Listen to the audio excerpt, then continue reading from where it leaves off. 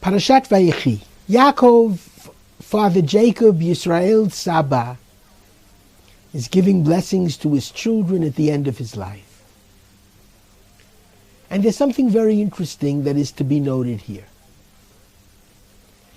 You will remember that if you go back a generation, when Yitzchak was giving the blessings, there was a tremendous argument, even though it was not stated but between the lines, an argument between Yitzchak and Rivka, his wife. Yitzchak wanted to split the firstbornship, the Bechorah, the spiritual leadership of the Jewish people, and that he was always ready to give to Yaakov, and the bracha, the physical blessing, the material blessing.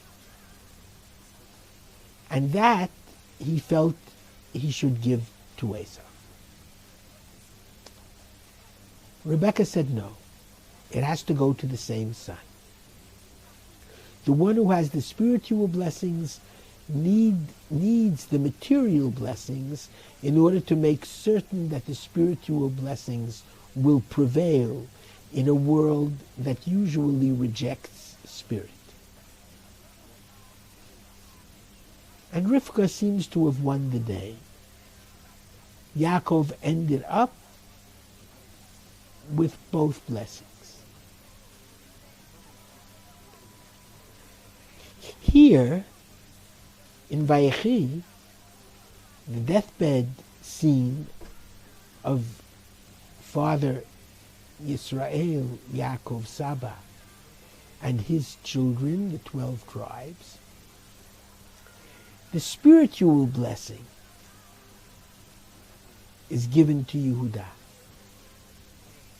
He will be Yekat Amim, the ingathering of the nations.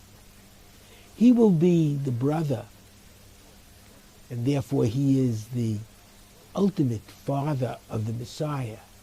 He will be the brother who will bring all the nations of the world together to accept peace when the redemption finally arrives. And the physical blessings were given basically to Yosef. He is the one who has Birkot Shamayim Me'al, Birkot Tahom Rovetzet. The blessings of the heavens, the rain, the dew, and the blessings of the earth, the grain, the produce. In other words, Yaakov does make a split between his children. Rivka was trying to prove to Yaakov, to Yitzchak, to her husband, that such a split is not correct, and you must give both the blessings and the birthright, the bracha and the bechorah, to the same son. And here, Yaakov gives the bechorah, the birthright, to Yehuda, and the blessings to Yosef. Now, I do not believe, despite the fact that what I said is certainly true when you look back at the text, that this means that Yaakov believes that Rebekah was wrong. I believe that when you have one son who is going to carry on, and that's what it seemed, Esau was rejected. Then I understand very well, if you have one son, he must get both blessings.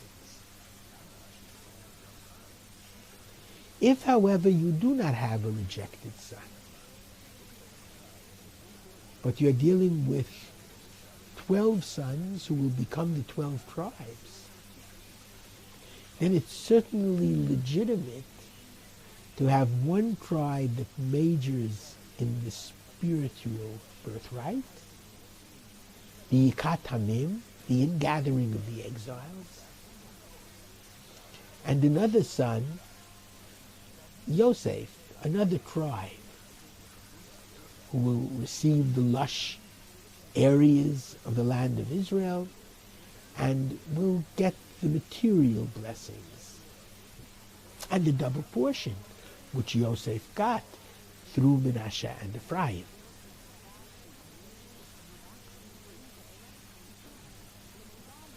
Perhaps, however, one can say something even more revolutionary and radical.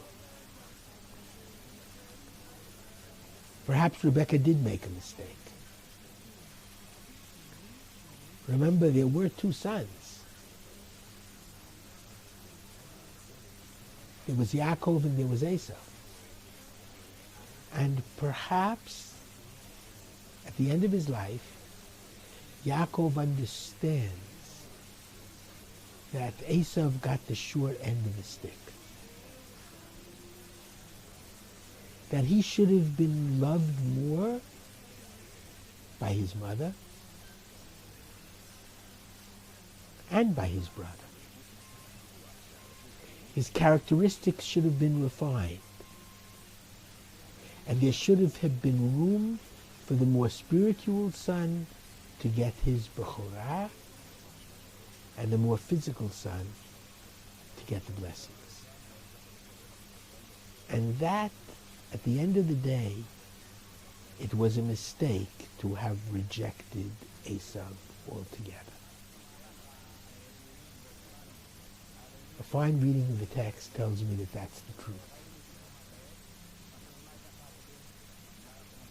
That Esau was treated improperly. He needed refinement.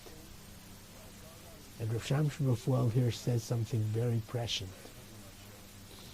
On the words Vayigdalu Hana'arim, that the two lads grew, Rav Shamshon Raphael here explains they were both sent to the same yeshiva. Esau should have been sent to one type of yeshiva, Yaakov to another type of yeshiva, and then perhaps each one could have strengthened his gifts and established his own leadership in a different realm, but they could have worked together. And that's the goal. The children of Israel must always learn to work together. Shabbat Shalom.